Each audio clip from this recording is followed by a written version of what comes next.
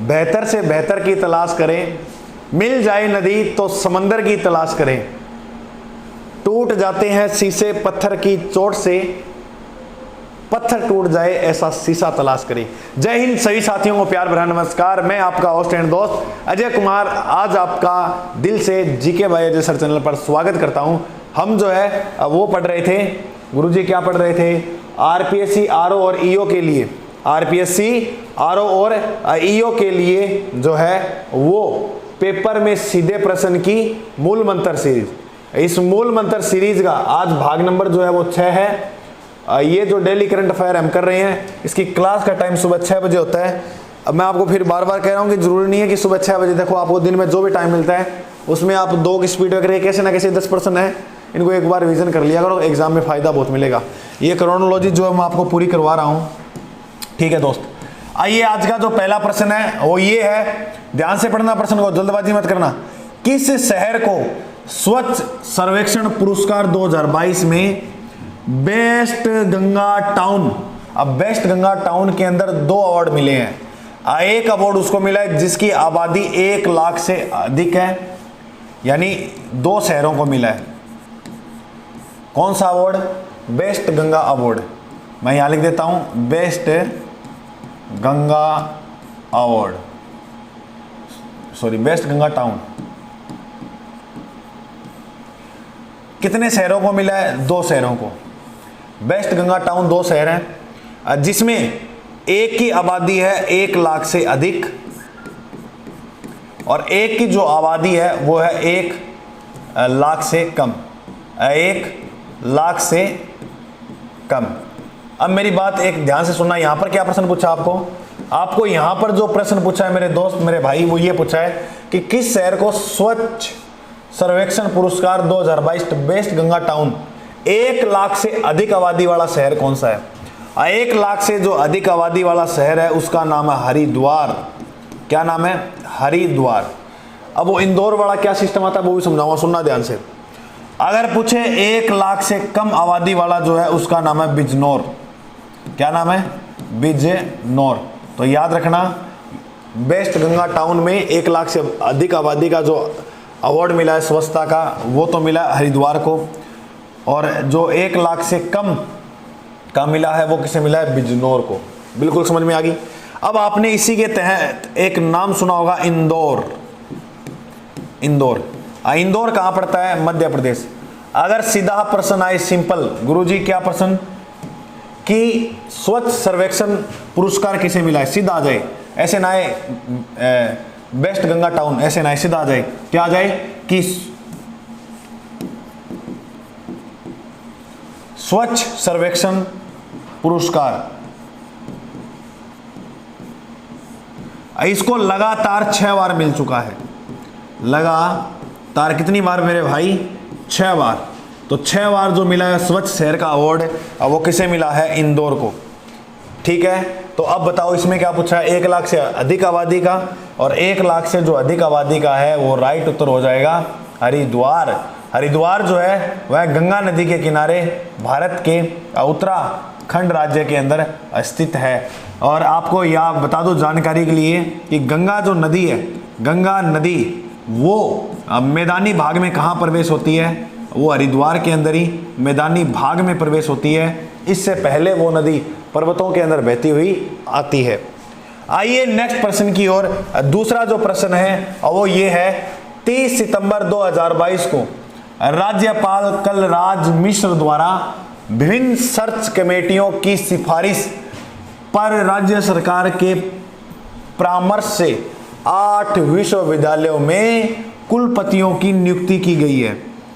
इनका कार्यकाल कितना नियुक्त किया है? मोस्ट इंपॉर्टेंट प्रश्न। पहले तो ये देखो, ये जो 8 विश्वविद्यालय हैं इसके अंदर एक विश्वविद्यालय जिसका नाम है केशवानंद कृषि विश्वविद्यालय।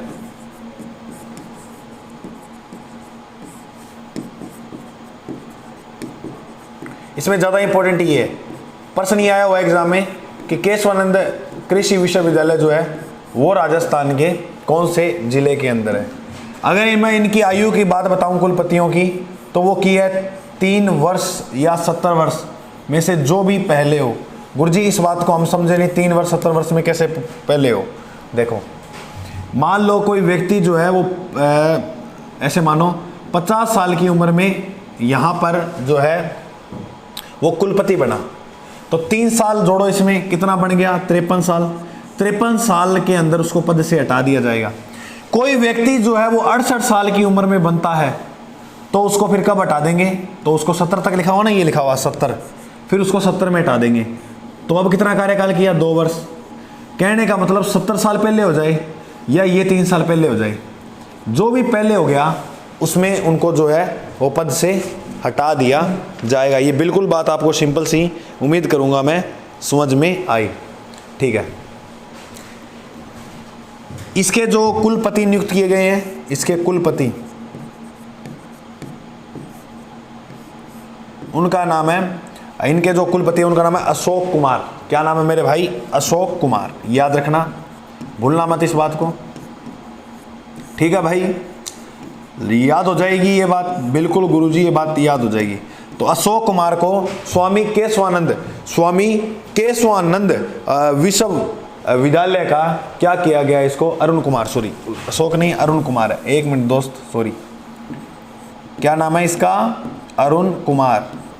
अरुण कुमार को स्वामी केशवानंद कृषि विश्वविद्यालय का क्या नियुक्त किया है, कुलपति। बस ये याद कर लेना, ज्यादा इंपॉर्टेंट ये है। आइए तीसरे प्रश्न की ओर। तीसरा प्रश्न जो है वो ये कह रहा है कि अदानी ग्रीन एनर्जी लिमिटेड द्वारा विश्व का सबसे बड़ा बिड सोलर प्लांट 19 सितंबर 2022 को कहां शुरू किया गया था। देखो मेरे दोस्त, ये जो है ये विद्युत का जो उत्पादन है वो कितना करेगा, 600 मेगावाट। 600 मेगावाट जो उत्पादन है वो ये करेगा। बिल्कुल ये बात आप याद रखना।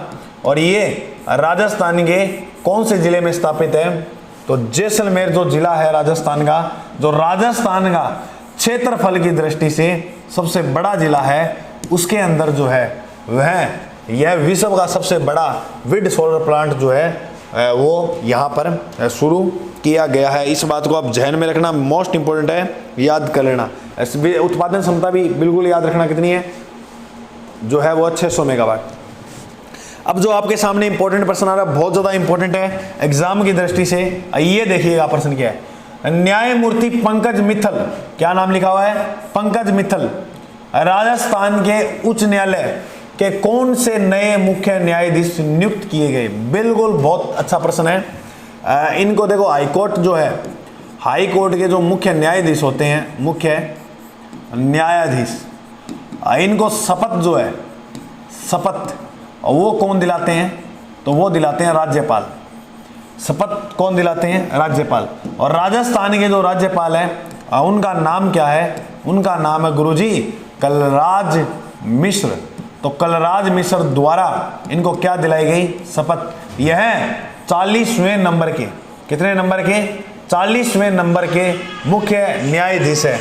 आपको मैं एक जानकारी के लिए बता दूं बात, जो पंकज मित्तल थे, पंकज मित्तल जो थे, कौन भाई, पंकज मित्तल जो थे वह लद्दाख हाईकोर्ट के पहले न्यायाधीश रह चुके हैं। कहाँ के, लद्दाख हाई कोर्ट के क्या रह चुके हैं मेरे भाई, न्यायाधीश। जो लद्दाख है उस हाई कोर्ट के यह पहले न्यायाधीश भी रह चुके हैं। इसके बाद आप एक बात और याद रखना, अगर आपसे प्रश्न पूछे कि बताओ हाई कोर्ट की जो स्थापना है वो कब हुई थी, तो हाई कोर्ट की जो स्थापना है वह 29 अगस्त 1949 को हुई थी। लेकिन इस हाई कोर्ट की जो स्थापना हुई थी उस टाइम इसका जो मुख्यालय था वो जयपुर था। लेकिन 1956 के बाद इसका जो मुख्यालय हाईकोर्ट का वो कहाँ कर दिया, अब वो गुरुजी जोधपुर के अंदर कर दिया। तो बिल्कुल ये बात आप याद रखना, हाई कोर्ट के अंदर ये बताया जाता है। हाई कोर्ट में देखो दोस्तों, इतना अपने कंटेंट कर लेंगे, चिंता करने की कोई ज़रूरत नहीं है, अच्छा ही लेवल होगा अपना, टेंशन मत लेना। अब मैं तुम्हें इसके बाद जो अन्य जानकारी में बात बताऊं तो उसको ध्यान से सुनना। 1956 में इसका खंडपीठ मुख्यालय जो है वो कहां कर दिया, जोधपुर के अंदर। अगर मैं बताऊं भारत में हाई कोर्ट की संख्या कितनी है, तो भारत में वर्तमान के अंदर हाई कोर्ट जो है वो है 25वां जो हाई कोर्ट है वो है अमरावती हाई कोर्ट। अमरावती जो हाई कोर्ट है वह बना था 2019 में। 2019 से पहले कुल भारत में जो है वो 24 हाई कोर्ट थे। और अगर मैं आपको जानकारी के लिए बताऊं कि भारत में सुप्रीम कोर्ट कितने हैं, तो भारत में सुप्रीम कोर्ट जो है वो एक ही है, जिसका जो हेड ऑफिस है वो है नई दिल्ली। कहां पर है? नई दिल्ली। गुरुजी सुप्रीम कोर्ट की स्थापना कब हुई थी? मेरे दोस्त, मेरे भाई, इसकी स्थापना होती है 28 जनवरी 1950।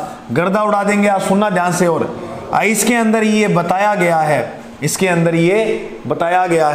कि इसके अंदर जो है वो 34 न्यायाधीश हैं वर्तमान में।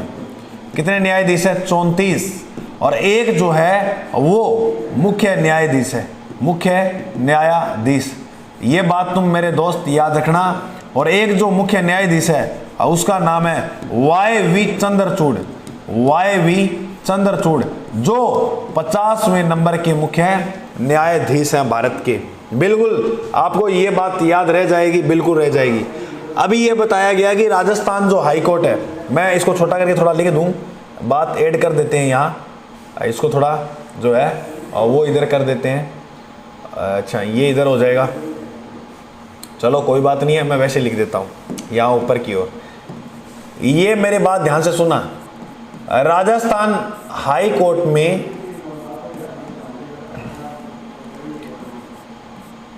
50 जो न्यायाधीश है वो अनुमोदित है कि 50 न्यायाधीश तक हम रख सकते हैं। लेकिन आपको मैं बहुत आश्चर्यजनक की बात बताऊं, वर्तमान में इनकी जो संख्या है, वर्तमान में हाई कोर्ट के अंदर जो न्यायाधीश है, न्यायाधीश जो हैं कितने हैं पता है गुरुजी? कितने बता दो? सिर्फ और सिर्फ 27 ही हैं। कितने? 27। और जबकि होने कितने चाहिए? 50। तो ये बात मेरे दोस्त याद रखना। आइए नेक्स्ट प्रश्न की ओर। और अगला जो आपका प्रश्न है वो ये कहता है, अगला जो आपका प्रश्न है, देखो मैं रिवीजन नहीं करूंगा, आप उसको थोड़ा पीछे करके देख लो। रिवीजन करूंगा तो फिर हम 10 मिनट में एक क्लास पूरी नहीं कर पाएंगे। अगला जो प्रश्न है वो ये बात कहता है कि 14 अक्टूबर 2022 को 20 सूत्री कार्यक्रम हेतु राज्य स्तरीय समिति के गठन को राज्य सरकार द्वारा स्वीकृत प्रदान की गई थी। और इस समिति के अध्यक्ष कौन है? बहुत ही शानदार प्रश्न है। देखो इसके 2 प्रश्न याद रखना आप। किसके 2 प्रश्न याद रखोगे? 20 सूत्री कार्यक्रम ये राज्य सरकार द्वारा चलाया गया है और राज्य सरकार ने एक समिति का गठन किया था इसको लेकर। 20 सूत्री कार्यक्रम के एक आप याद रखना अध्यक्ष, इसके अध्यक्ष कौन थे? और दूसरा आप एक नाम याद रखना, वो था उपाध्यक्ष का। उपाध्यक्ष कौन है? बिल्कुल 1 मिनट में ही पता लग जाएगा। अपने जो मुख्यमंत्री हैं, और मुख्यमंत्री का आप नाम जानते ही हो, अशोक गहलोत जी। अशोक गहलोत जी जो है वो इसके अध्यक्ष थे 20 सूत्री कार्यक्रम समिति के। और इसके जो उपाध्यक्ष बनाया गया था वो बनाया गया था डॉक्टर चंद्रभान को। बिल्कुल याद हो जाएगा। तो इसका जो राइट उत्तर हो जाएगा वो हो जाएगा, अध्यक्ष पूछा है तो अशोक गहलोत जी। आ जाइए, उमेश मिश्रा को भी आगे पढ़ेंगे। बिल्कुल ये आपको नाम दिख रहा है उमेश मिश्रा, ये पुलिस महानिदेशक है राजस्थान के अंदर। अब प्रश्न जो है वो आगे क्या है कि अक्टूबर 2022 में नियुक्ति प्राप्त अधिकारियों का कौन सा युग्म सुमेलित है? तो देखो भाई कौन सा सही है इनमें से? ये तो मैंने आपको बात बता दी कि उमेश मिश्रा जो है वो पुलिस महानिदेशक है राजस्थान के। इसका मतलब है बीसीसीआई के अध्यक्ष कौन है? रोजर बिनी जो है वो बीसीसीआई के क्या है? अध्यक्ष। बीसीसीआई के अध्यक्ष रोजर बिनी, ये भी सही है। और अगर हम बात करें सुजोय लाल थाउसेन, यह महानिदेशक है सीआरपीएफ के महानिदेशक कौन है? लाल थाउसेन। तो इसका मतलब इसका जो राइट उत्तर हो जाएगा वो क्या हो जाएगा? उपयुक्त सभी। बिल्कुल समझ में आ गई? ओके गुरुजी आ गई। आइए आगे नेक्स्ट प्रश्न की ओर अपने बढ़े। तो नेक्स्ट प्रश्न क्या कह रहा है? नेक्स्ट प्रश्न ये कह रहा है कि 11 अक्टूबर 2022 को राज्य सरकार के वरिष्ठ नागरिक तीर्थ यात्रा योजना यानी बूढ़े नागरिक तीर्थ की यात्रा योजना के तहत दूसरी ट्रेन कहां से कहां के लिए रवाना की गई थी? बिल्कुल बता देंगे। जोधपुर में एक स्थान पड़ता है भगत की कोठी। ये जो ट्रेन है ये भगत की कोठी से शुरू हुई थी, तो भगत को याद रखना, क्योंकि बातों की बात जो है वो भगत की आ रही है। गुरुजी भगत की कैसे? अब वरिष्ठ जो व्यक्ति होते हैं उसमें आप 2 मिनट उनके पास बात करके देखना, वो भक्ति भावना की बातें ज़्यादा करेंगे। उनको पता है कि दुनिया के मोह माया से हमें दूर होना है, क्योंकि उनकी अब वो इस अवस्था में वो मोक्ष प्राप्ति करना चाहते हैं। तो याद रखना, वरिष्ठ नागरिक तीर्थ यात्रा योजना जो है वो भगत की कोठी से जगन्नाथपुरी तक जो है वो रवानगी उसकी हुई है। ये भी आप याद रखना बात, ठीक है। भगत की कोठी जो नाम है वो कभी भूल मत जाना। साई रेलगाड़ी पहले सोन व्हील, वाह क्या रेलगाड़ी है। संस्कृति, राजस्थान की संस्कृति का दूत कहते हैं इसे। ऐसे क्या कहते हैं? राजस्थान की संस्कृति का दूत, संस्कृति का दूत किसे कहते हैं? या वो कहते हैं पहले सोन व्हील को। इसने अपने पहले कमर्शियल टूर के लिए नई दिल्ली के, ये मोस्ट इंपोर्टेंट याद रखना, सफदरजंग रेलवे स्टेशन से 12 अक्टूबर 2022 को हरी झंडी दिखाकर रवाना किया। पहले सोन व्हील जो थी वो सर्वप्रथम उसकी शुरुआत कब हुई थी? मैं आपको एक बात बता दूं, ये जो है 1900 जो है वो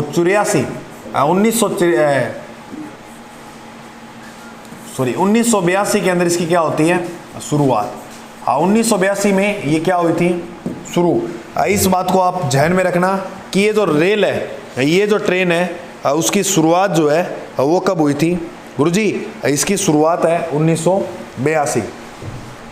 1982 में जो इसकी शुरुआत हुई थी, इस शुरुआत से लेकर इसको बताते हैं 2020 के अंदर जो है वो इसको बंद कर दिया था। क्यों कर दिया था? बंद इसलिए कर दिया था, कोरोना काल आ गया था और 2 साल तक इसको बंद रखा गया। कितने साल तक? 2 साल तक। अब ये जो सफदरजंग रेलवे स्टेशन दिल्ली के अंदर है, ये स्टेशन कहाँ है? दिल्ली में। यहाँ से इसकी जो है वो अब फिर से शुरू कर दी है ये, और इसकी शुरुआत जो है वो कब हुई थी? 1982 में। एक प्रश्न और आता है, 2009 के अंदर एक इसी क्षेत्र में रेल चली थी जिसका नाम था रॉयल राजस्थान। रॉयल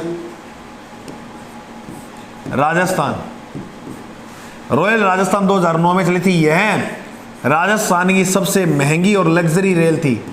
महंगी और लग्जरी रेल जो थी, लग्जरी जो रेल थी वो कौन सी थी? वो थी राजस्थान रॉयल वेल्स।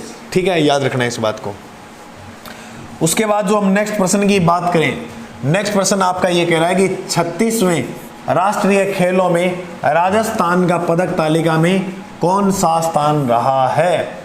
देख मेरे भाई, अगर हम बात करें राजस्थान की, तो राजस्थान ने अपना 20वां स्थान जो है वो इसके अंदर हासिल किया है। याद रखना, 36वें राष्ट्रीय खेलों की जो मेजबानी की है, राष्ट्रीय खेलों की मेजबानी का मतलब क्या होता है गुरुजी? मतलब ये कहाँ पर हुए हैं?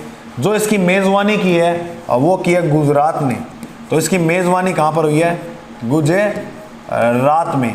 मोस्ट इंपॉर्टेंट बात है, याद रखना। और इसमें हमारे राजस्थान ने कौन सा स्थान हासिल किया है? 20वां स्थान हासिल किया है, जिसमें राजस्थान ने कुल 3 स्वर्ण पदक जीते। कितने? 3 स्वर्ण पदक जीते हैं इसके अंदर, जीते, और 3 ही रजत पदक जीते, और 24 कांस्य पदक जीते हैं। 24 क्या जीते हैं? कांस्य पदक। टोटल कितने पदक जीते गुरुजी? टोटल मेरे भाई 30 पदक जीते राजस्थान ने। समझ में आ गई बात? बिल्कुल आ गई। आइए लास्ट और अंतिम प्रश्न आपकी स्क्रीन पे आ चुका है, और वो ये प्रश्न है कि नोबेल शांति पुरस्कार। देखो प्रश्नों को आप ध्यान से पढ़ा करो। मेरी उम्मीद रहती है कि जो लगभग उत्तर वगैरह वाली बातें हैं वो सारी प्रश्नों में ही आ जाए, और आगे क्या है कि जो हमने करना है वो भी कर लेंगे, लेकिन प्रश्नों को आप छोड़ो मत, स्कीम मत करो। प्रश्नों को बहुत ही एक बेहतर लेवल से और अच्छे तरीके से पढ़ो। नोबेल शांति पुरस्कार के अलावा अन्य सभी पुरस्कारों की घोषणा 3 से 10 अक्टूबर 2022 को स्टॉकहोम में हुई है। स्टॉकहोम में की गई है। तो बताओ नोबेल शांति पुरस्कार की घोषणा कहाँ हुई है? इस पुरस्कार की जो घोषणा है वो हुई है कहाँ पर? ओस्लो। और ओस्लो कहाँ पड़ता है? नॉर्वे के अंदर। ये मोस्ट इंपॉर्टेंट है, आप बात याद रखना, जहन में इस बात को बिठा लेना। नोबेल शांति पुरस्कार ये जितने भी दिए गए हैं ये सारे स्टॉकहोम में दिए गए हैं, लेकिन शांति का जो नोबेल पुरस्कार है उसको नॉर्वे के अंदर दिया गया था। अगली जो मैं आपको बात कहना चाहता हूँ वो ये कहना चाहता हूँ कि ये जो नोट्स की PDF है वो हमारे टेलीग्राम चैनल पर, जिसका नाम है GK बाय अजय सर, इसको आप सर्च मारना, कैपिटल में जैसा लिखा हुआ वैसे ही मिल जाएगी।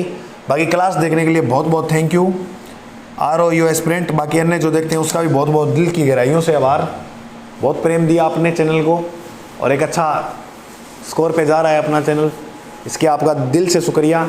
और मेरे से जितना ज़्यादा हुआ मैं उतना ज़्यादा आपके लिए जो है वो प्रयास करूँगा कि मैं ज़्यादा से ज़्यादा टीचर भी लेकर आऊँ जो अदर सब्जेक्ट के हैं, तो सारे काम ही हो जाएंगे, वक्त आने पर बदल ही जाता है ना। चलो ठीक है दोस्तों, जय हिंद, मिलते हैं अगले भाग में।